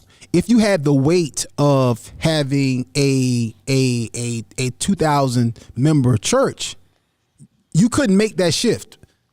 Yep. I always say that Exactly. how much time It's hard it to takes to turn a cruise ship around and how much time it takes to turn a speedboat around is night and day. Yep. It take 30 exactly minutes to it. turn a cruise ship around. Yep. So And I can turn a speedboat on a dime. And go And that- in and that- the and that has opposite been- direction. And that has been one of the greatest things about my ministry, because when God tell me to do something, I'm like, this is what we doing. Right. Period. And we have been able to have a blessed ministry like that. And I've had a blessed life. And the thing about it is, I used to think, this guy's got 2,000 folks and he drives this and he lives here. And God said, if he got it from me, then what difference does it make how big your ministry is? Yeah. And people look at me and I got a ministry of this size and I drive this and I live in this because I got it from God. But you know what? Here's the thing, and I think that goes back to the topic too. What is all? If you've got a 800 square foot house, and it's paid for, or you pay your bills, and you have a healthy marriage, and you're healthy in your body, and if you got one child or two children or whatever that is, and you may not have a bunch of money in the bank, but you have what you need, and you're able to go and do some things from time to time. If you're not focused on what everybody else is doing, you'll be able to see the value and just how great what you have actually is. And sometimes I believe we're to your point, and all of us have been through that on some level. I guarantee you.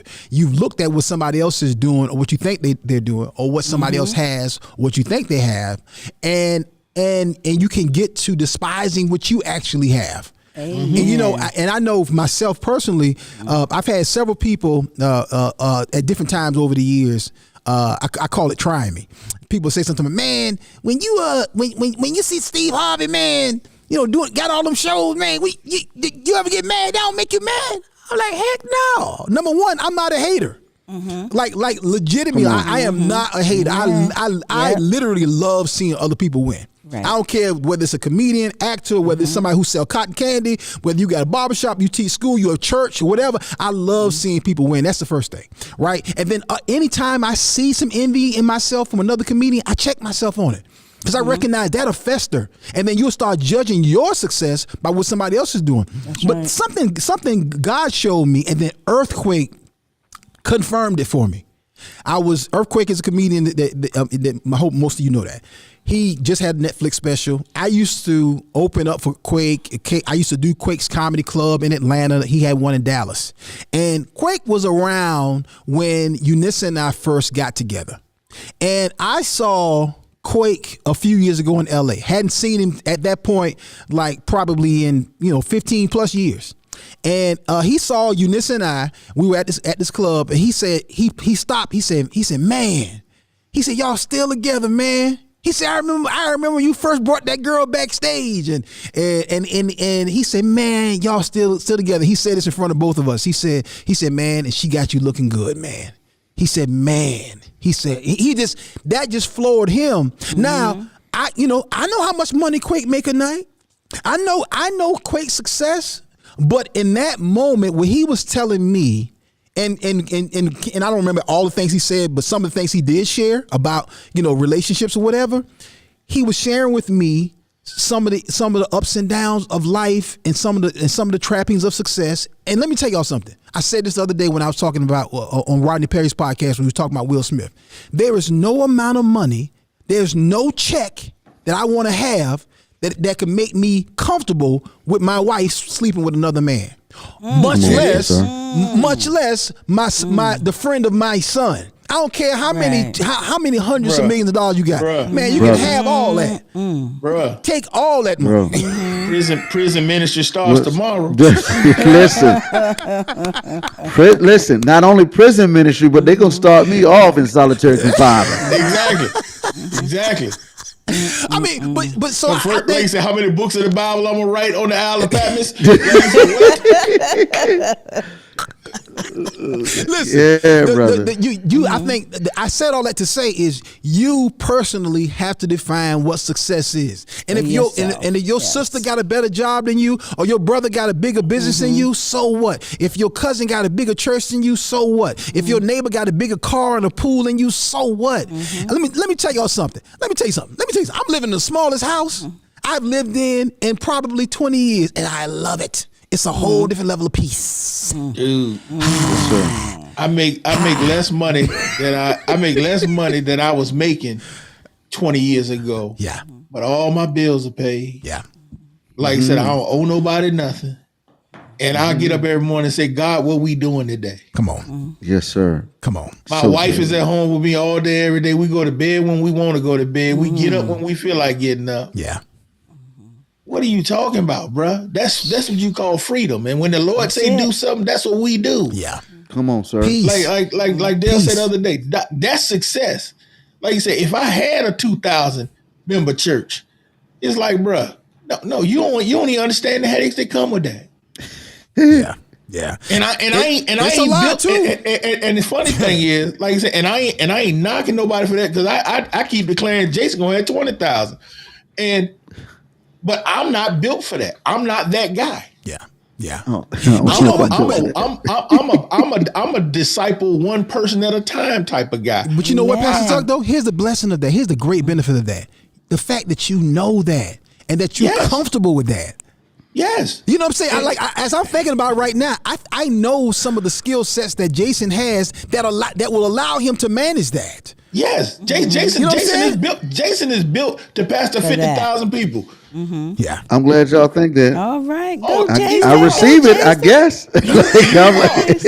Because I'm looking at me right now. Jason, I'm telling you, Jason, you are built. Your mind works to run an organization that can absolutely handle all of that. Yeah. That's the way you built. You built for that. I'm not that guy. I'm not that guy. I'm a more technical guy. Like I said, I'm a more hands-on type of guy. I'm not built for that. Yeah. And I know that. And like you said, and knowing that makes the difference. It's just like when people sit around and like, ooh, look, he got a Bentley. He got a Porsche. He got this. Dude, look at me. I'm 6 foot 400 something. I'm like, dude, a Porsche ain't my car. They got some and that's big why I got a Hummer in my driveway. But I'm not going to sit back. There you go. I'm not going to be mad with Jason because he got a Porsche. It's like, what are you talking about? And I think what it is, I think so many of us, and going back to the topic, I think so many of us we're defining all by what somebody else is doing. By somebody else's life, what they have, what somebody else has, and what you think all is, it ain't even all of that.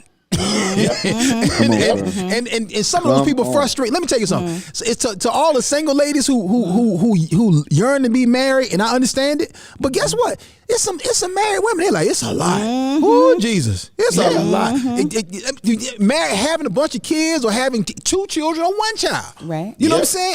And being married to a man and what that comes along with. Hey, do you want all of that, or do you just want to have the ceremony? Do you just want to have sex? Yeah. Do you just want to have maybe some of the stability? Yes. All of which are great, but I'm saying they come with a package. Yes. They come with a price. Yes. You have ladies out there keep coveting folk like Michael B. Jordan. You don't know what it takes to be married to. You don't know what it takes to be married to a dude like that. No, you don't. What? Especially when he making all them videos with old dude. And that's that headache right there. Like, what in the world's going on? There's some suspect pictures. I'm going to tell you. I need you gentlemen to cut that. That's why you need your uncle. That's why you need one old school uncle in your entourage. Your uncle. Hey.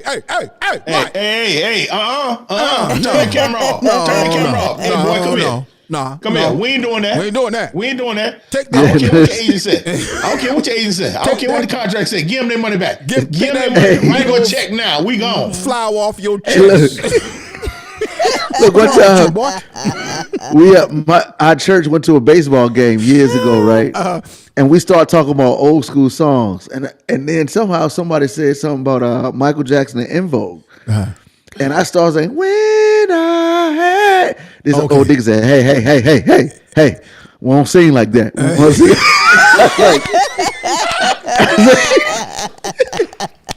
I was like, you know what, sir? You showed enough right. My bad. I got caught up. I got right. I'm sorry. my bad. I mean that. He said we don't sing like that. Let me tell you something. I We know don't some sing of like that. Some of them old school deacons, if they saw some of them red carpet pictures from the Oscars the other week, I know some of them were like, what? God, now hold on now. Is that Michael B. Jordan? Is that Donald Glover? Childish Gambino with them women clothes on? What's going on? Sir, they call that the new trend. That's the style now. Sir, that's Cam Newton. No, that is not. That is Cam Newton. That's not Mary J. Blige. That's Cam Newton. Is that Cam Newton or Medea? Which one is that? Yeah, they call that the devil. That's what that is. Let me do some shout outs real quick. We got we ended on time today because we got a site visit. So we got my friend and my cousin, Pastor Kenny KK Law, cousin by marriage. That's Eunice's cousin, is coming to visit the studio today. So Pastor Law will be here in a little bit, and we have to get prepared for him. Let me shout out some of the room on Facebook. Michelle Hall is in the building. What's going on? Michelle talking about don't sing like that. Yeah, it is. Michelle says, say that out. Jean Sanger the Stewart is in the house. What's up, Sister Jean? I ain't gonna Hey, Jean. what did she say earlier? What's the Sister Jean said she don't do? It's something she said she didn't do. I was like, what? She said, amen, Pastor Tuck. I can relate. Earning less, but having so much more. There it is. Danielle Lake. What's up, Danielle? She said, I'm with you, Pastor Tuck. That's the true measure of success. Yeah, peace. Peace is the biggest measure for me, y'all. There it is. Greatest commodity on the There planet. it is. You can't buy it. There it is. I tell And I dudes, sure enough ain't giving it away. dudes who want to run these streets and run women, serve. Whatever you think you're getting out of them streets, man, peace, when you can just lay your head down, you ain't worrying about this. And, oh my God. Peace, peace, peace. Charlie Boy is in the house. What's up, Charlie Boy? Carolyn Jones is in the building over on Facebook. Joyce Brown is in the house. What's up, Sister Joyce? How you doing? Damon Williams. What's up, Damon Williams? Is in the house. Thank y'all so much. My Facebook family is back with the show. Pop Earls is in the building over here on Clubhouse. Yes. Leon is in the house. Kimberly Morgan is in the house. Thank y'all so much. Leslie Ashley is in the building. Leon, the Ox Show security guard. Thank you, brother Leon. Let me see who else is in. Austin. Oh no. I can't shout out Austin Academy. Austin and his family. LaShawna Lord is in the Austin better building. get a life. Austin staying. He coming with it too. He dropping them. Mocha Toss is in the building again. Y'all make sure y'all go and check out this show from last week where Mocha blessed us. We got to do a part 3 on that. I think we've done 2. We got to do a part 3 on what are we eating, because there's so much there. There's so much there. I'll do some more shout outs in a minute, but we got to start landing this plane. Let's go. I want to make sure I delve a little bit deeper into Donna's list, Donna's notes before we close out, because there was some really substantive information here, and it really blessed me. Donna, if you could drop down, talk about those 7. It was 7. Right. What was it? I got 7 y'all things do it. I successful got women do to have it all. I got a heart out. I gotta rock out. Okay. Love y'all. Hey, love you too, Love you, bro. Jason. Thank you, sir. Right. Thank you, sir. Okay. Go ahead, Donna. 7 things successful women do to have it all. To quote unquote have it all. Okay. So number 1 was they define success on their own terms, and I'm going to throw an 8th one in there too, Okay. but I'm going to leave that for last one. All right. They define success on their own terms. You know, you're not looking at what the Joneses have. You are doing these on your own terms. They choose where to invest their energy. Okay. They schedule their priorities instead of prioritizing their schedules. Wow. So they schedule their priorities. They make time for themselves because you have to regenerate. Right. You know, they set boundaries, which is a very important thing. They set boundaries. They accept responsibilities. They cultivate gratitude, an attitude of gratitude. Right. And I threw this one in there. You know and understand what God says about it. Say that you might drop that just for a second, Donna. Okay, you got it? You know and understand what God says about it. Oh yeah, that's good. That's good. And no, that I want to go back through that list. That's so powerful. Let's go back. Let's start with your 8th one that you added. You know what God says about it. Unpack that a little bit more, because sometimes people are hearing what God said about it, but then judging that against career goals. Judging that against what my friend and my girlfriend said, or my parents said, or whatever. Talk about that. Well, I think that goes back to number one with knowing you have to define success on your own terms. What God says about it, you set that up for your terms as well. And you got to follow that. That's what you got to follow. You don't follow like you were talking about the latest and the greatest, because the latest and the greatest is going to be done in the next moment. Yeah. So you don't, you have to define you have to know and understand what God says about it. You have to define success in your terms as it relates to your journey and your walk with God. Yeah. I mean, that's to me is the most important. Yeah. And going back to the list again, let's go back up. Going to number 7, which was they cultivate gratitude. Yeah. And gratitude really is something that I believe if you don't cultivate it, God has a way of reminding you. Oh yeah. And I'll never forget. I think I've shared this story before, but I'll never forget. I was flying back from somewhere one day, coming from a show, and I remember it was a Sunday, and I was in the airport on a layover, and there was a couple that had a child. And at the time, I was dealing with something with one of my children that really had me really just pissed off. Like I was in the airport seething. I was mad. And I was going back home and I was going to deal with this. And there was this couple, and this was many years ago. And there was this couple, and they had a child that I when I researched what it is, that child has cystic fibrosis. And I watched the mom and the dad. I get emotional thinking about it. They were on a cycle of about every maybe 90 seconds. One of them will get up and they would take this tube with air on it and they would suction out the child's lungs. The child was in a motorized wheelchair. The child was, it seemed to have some serious issues and deformities. And it looked like a child that was maybe 14. It was a smaller child that they had as well that was much younger. But I watched the mom and the dad, one by one, they would get up and just suction the child's lungs out. And then they would sit down for a minute. And then when the child would cough or make some more noise, they get up and I was like, oh my God. Because I sat at that gate, at that layover for like an hour or more, they did this for an hour straight. And what they told me was that's their life. That's their life. So whatever I'm dealing with as a parent, it pales in comparison. That's right. To what that family, who clearly is a loving family, has to go through every day, all day. That's right. And man, it made me feel like, okay, yeah, whatever I'm mad about, dude, get over it. Go back and deal with it. But all this anger and frustration you got, drop that, sir. Because could you deal with that? I'm sure if I had to, I would. But it's not my lot.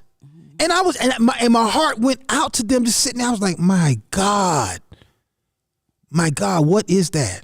I can't even imagine that. But I said that to say, a lot of times when we are judging somebody else's success or somebody else's life, or coveting what somebody else has, or we don't appreciate what we do have. I keep telling people all the time, I've said this in my family and I say this in different places. If you in America, if you on the couple of the lower thrones, okay, okay, on the ladder, you in the top 5% in the world. The poorest in America is you middle class in Africa. And I know some African people are like, no, wait a minute now. I know it's some. Akantunde, what you saying? What you saying, Akantunde? We are not all Akantunde, living. you are a prince. You know you are a prince. You know you have 1,000 goats. So I don't know why you are talking like that. Why you are talking like that? Yes. Akantunde. I'm saying. I know Africa is not all living in the bush and not all rural places. What I'm saying is in America, you have an opportunity to change your circumstances and situation. Even if you got to deal with racism and all kind of other stuff and all kind of other struggles and sexism and all of that, I get it. But still, you can, if you really want it, you could get it. You can get it. So my thing is having that mindset of gratitude. We're probably not gonna get to all 7 of those again, Donna. That was a really good list, and again, we cut up real good today, Donna. So we didn't get to that through all that Donna had laid out for us to discuss. I think what we did discuss was substantive and had a lot of value. But we definitely have to do a part 2 on this because I think we have to really dig deeper into and drill down on what is all. Truly, what is all? That's what somebody said in the comments yesterday when I posted the video. Truly, what is all? And what are we judging all by? If we're judging all by these financial or these materialistic set of values or materialistic attributes, you misjudging this thing. You are misjudging this thing. Definitely. My God. Man, I think we got time for the Kingdom Business shout out of the day. Wrong bid. Wrong cue. Wrong cue. Oh, cricket letter. Cricket letter. Yeah. That is hilarious. See? Cricket letter. There we go.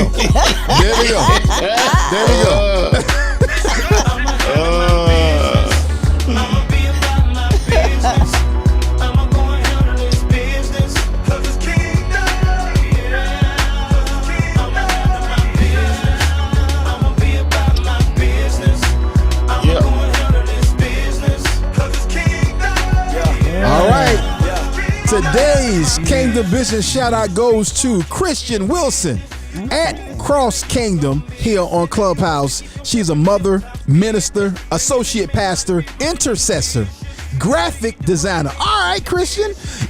Inspiring entrepreneur. That is custom apparel /embroidery. She's doing all of that. Cross Kingdom Apparel and Design is her company, and you can reach her at crosskingdomapparel.com. That's crosskingdomapparel.com. Cross Kingdom Apparel on other platforms, and she's Cross Kingdom LLC on Instagram. That is Christian Wilson. Thank you for joining us, sis. Our Kingdom Business shout out of the day. All right, like she got it all. Yep. All right, y'all. Cricket letter. Yeah, cricket letter. Donna said cricket letter. Cricket letter I. Y'all, listen, we got to get up out of here. This was good, though. This is really good. Really, really good. Good stuff today. Today's Akintunde show is brought to you by PB Promotionals. P&B Promotionals. Looking for promotional products and apparel? Look no further than P&B Promotionals. Place your brand and logo on just about anything with P&B Promotionals. Over 800,000 products. Hats, mugs, backpacks, bottles, cups, drinking glasses, lip balm, chewing gum, candy, and of course, t-shirts. P&B Promotionals is a nationally certified advertising institution. Log on to pnbpromotionals.com and start your order now. pbpromotionals.com. That's not PNB, it's pbpromotionals.com. Imprinting the best for less. P&B Promotional. Shout out to Pelham and Brenda Myers, the owners of P&B Promotionals and one of our sponsors here on the Akintunde Show. If you would like to sponsor the Akintunde Show to talk about your business, your ministry, your nonprofit, your growing small business, your idea, your product, your book, your service, give us a call at 1-800-280-0094. That's 1-800-280-0094. And as we get ready to expand, we have some great advertising packages available for you.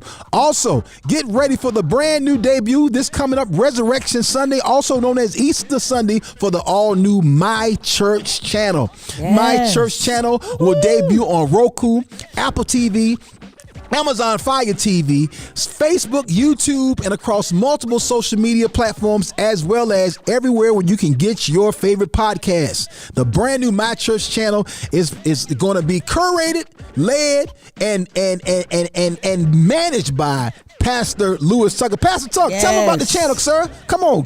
Tell them about the brand new channel, sir.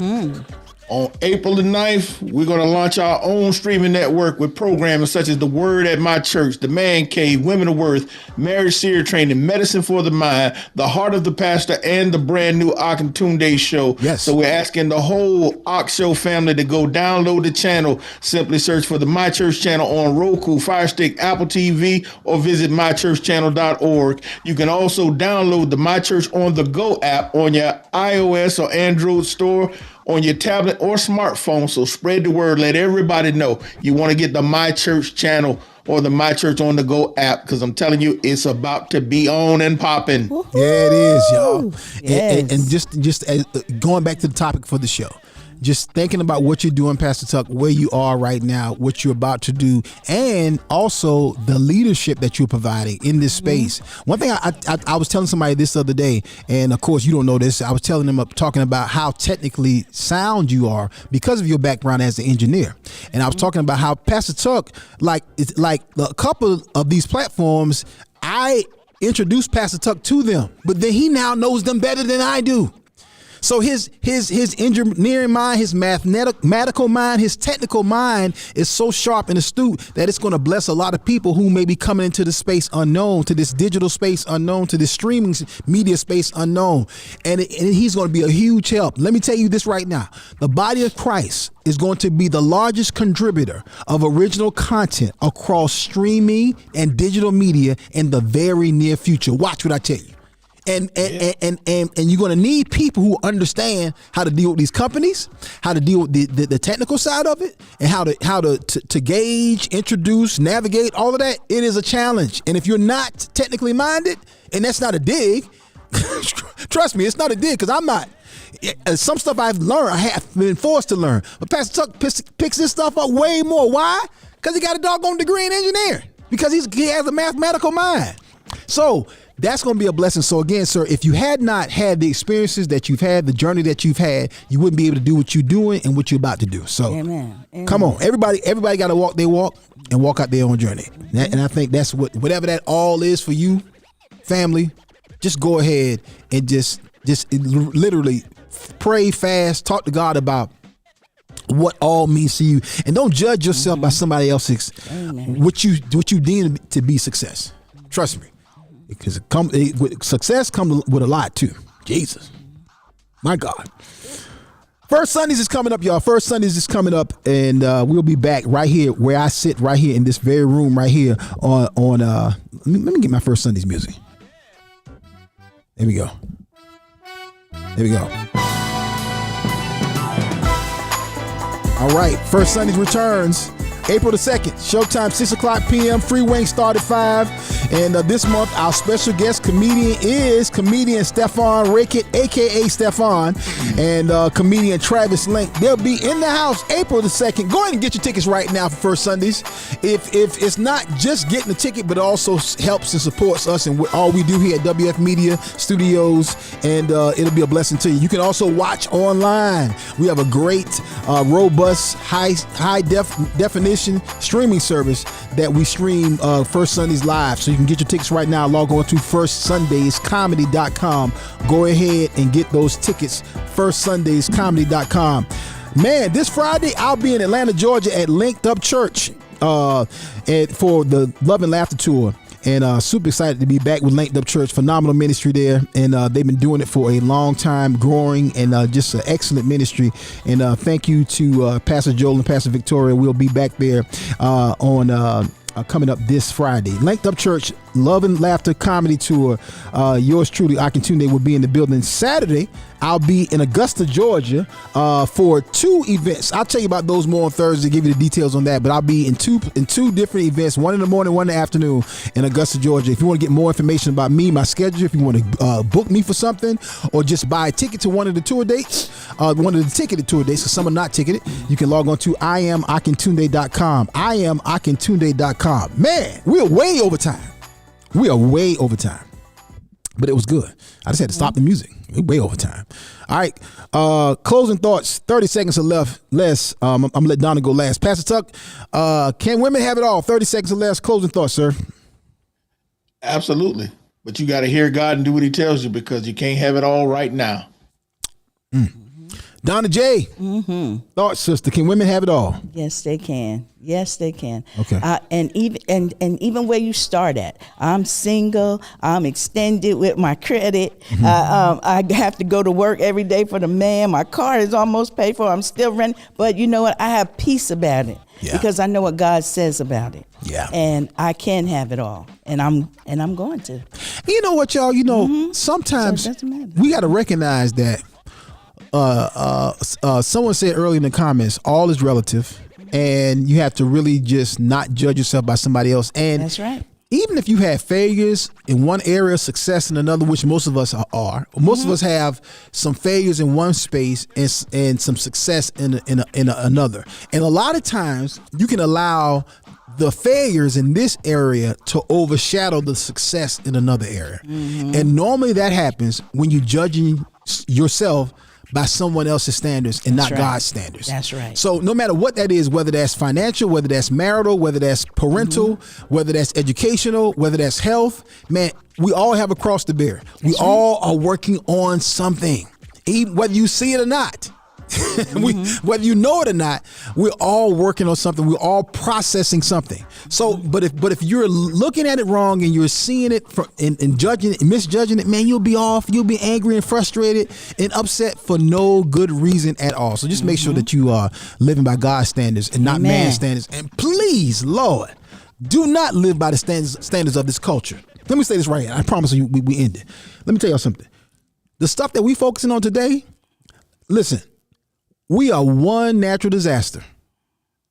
We are one earthquake. We are one pandemic.